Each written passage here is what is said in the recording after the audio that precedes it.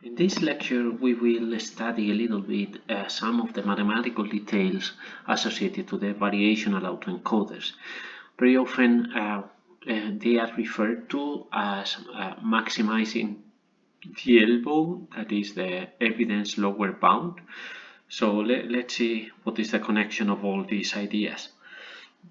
So here we have the variational autoencoder. So we have an input that is mapped by an encoder into latent space, and then this latent space is randomly sampled because the encoder predicts the mean and the standard deviation of the distribution to sample, and then we draw a random sample from that random distribution, and we use that random sample to decode the output, and the input and output have to be similar. So let's see a little bit the distributions associated to each one of the parts of this architecture. So the probability distribution of X is called the evidence, and this can be represented, or this can be calculated from so the probability of observing X according to this neural network is the probability of the encoder producing some latent space set, so some representation, some particular vector in that latent space, and the probability of the decoder taking that latent space representation and producing X, and that integrated over all possible latent space representations. So this one, we will force it to be a Gaussian, and we will see why.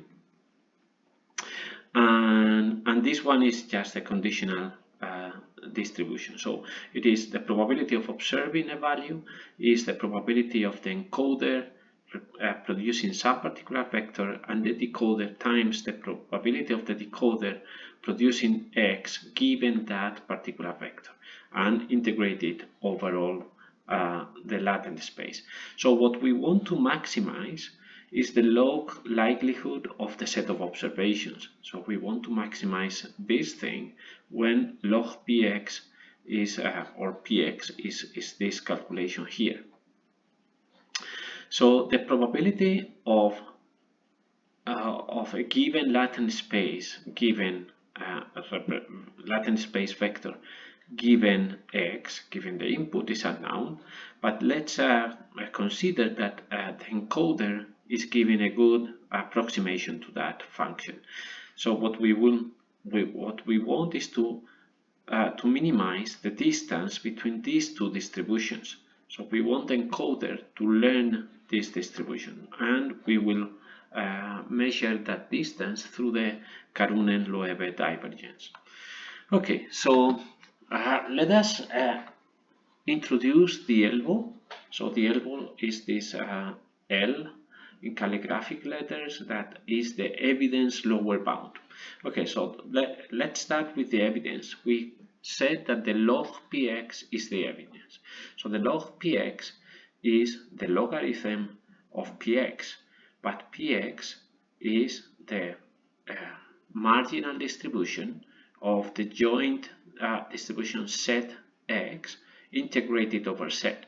And here we are multiplying and dividing by the same amount, so this doesn't count in this integral. So this integral is simply the marginal distribution of the joint set x when integrated over set. Okay, so now we can interpret this is we are integrating over set this quantity, this p set x divided by qe set given x, and this is the distribution. So this is an expected value with respect to this distribution. This is the distribution of the encoder. So the distribution of given an input vector in the encoder producing a particular latent vector. So it is the expected value with respect to this distribution of this quantity. This quantity is coming from here. But then this by Jensen's inequality, so this is the logarithm of many of the expected value of many things. So just by this Jensen's inequality, this has to be larger or equal the expected value. So we interchange the location of the logarithm and the expected value. So, and this is true by Jensen's inequality. So this thing here will be called the evidence lower bound. This is the evidence, and this evidence has to be larger than this amount. Okay, on the other side, we will measure what is the divergence between two distributions. So the divergence between the distribution that the encoder is learning and the distribution, the true distribution of the latent space given x. So that is by definition computed in this way. So it is the expected value with respect to the QE distribution of the logarithm of the ratio between the two. And this ratio, so it is a logarithm, so it is the expected value of the first one minus the expected value of the logarithm of the first one minus the logarithm of the second. And this is a conditional distribution, so we can put it as a function of the joint distribution. So from here to there, we just put the joint, and then this stays the same. And this is the logarithm of a ratio, so it is the subtraction of the two logarithms. But this px is independent of the offset, so this expected value that is taken over the latent space is independent. So the expected value of this quantity is just that quantity, because it is not random with respect to the latent space. So overall, we can rewrite this whole expression in this way. So it is minus the expected value of the with respect to the QE distribution of this joint, logarithm of the joint distribution minus this one, and then the logarithm of px that goes out of the expectation. But when we look at this one is what we call the evidence lower bound. So this part is this distance is the evidence lower bound, or minus the evidence lower bound, plus the log px. So we can solve for log px and say log px, so the evidence is equal to, and is equal, it is not bound, so it is the evidence lower bound plus the divergence between the distribution we have learned and the true distribution. So this is the distribution of the encoder, so how the encoder maps input vectors into latent space vectors. Here we have a representation of that. So this is the evidence, this is the same equation that we had before.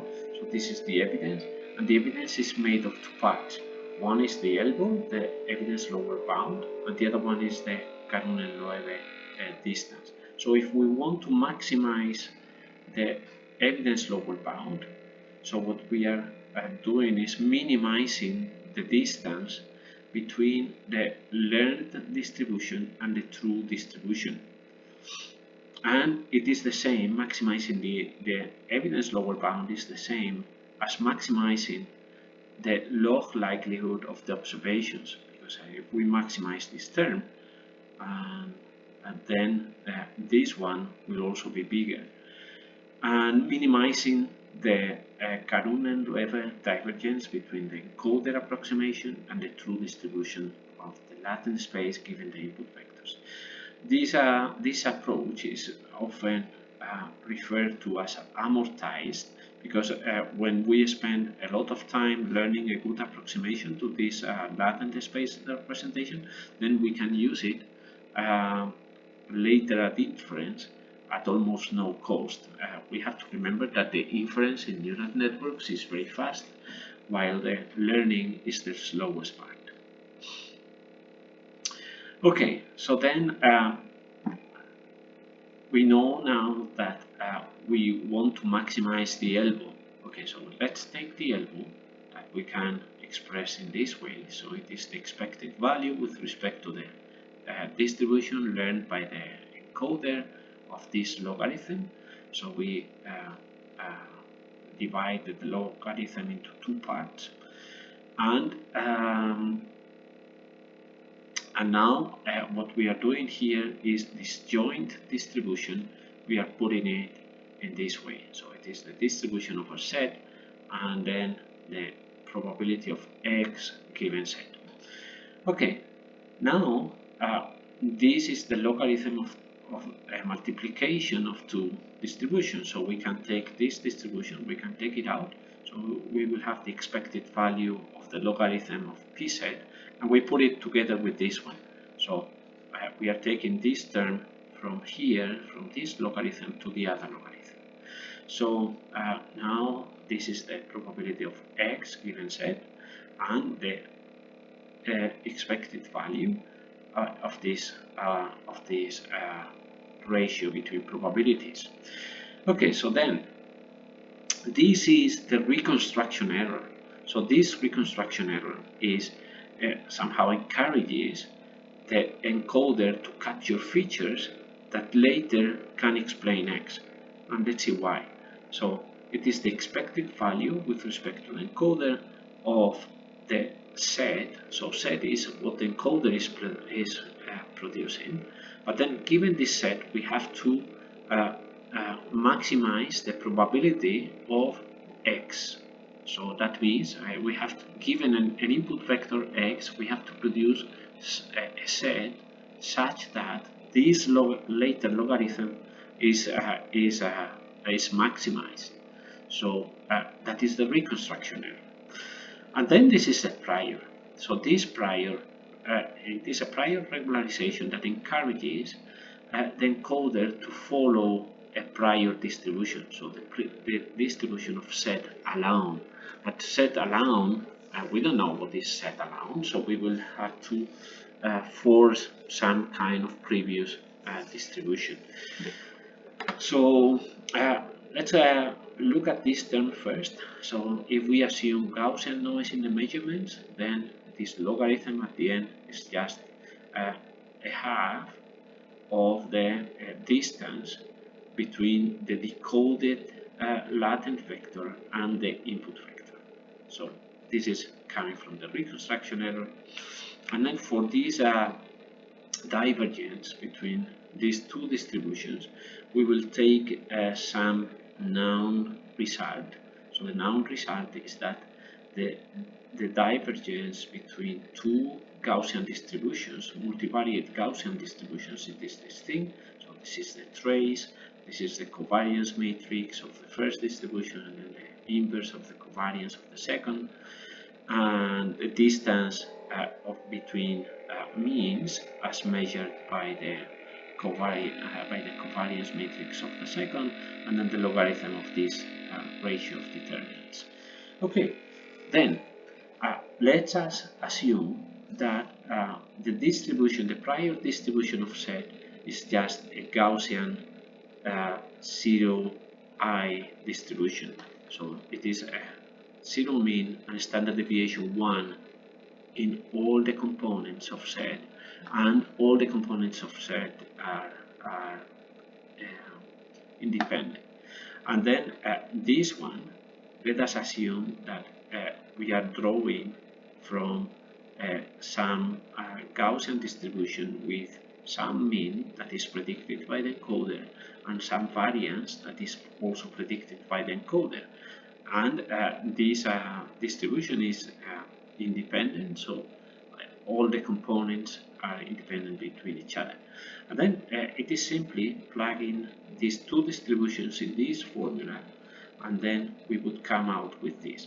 So the divergence between these two distributions is related to k. K is the dimensionality of the multivariate Gaussian, so how many components we are predicting, and then the variance that the encoder is predicting minus k plus this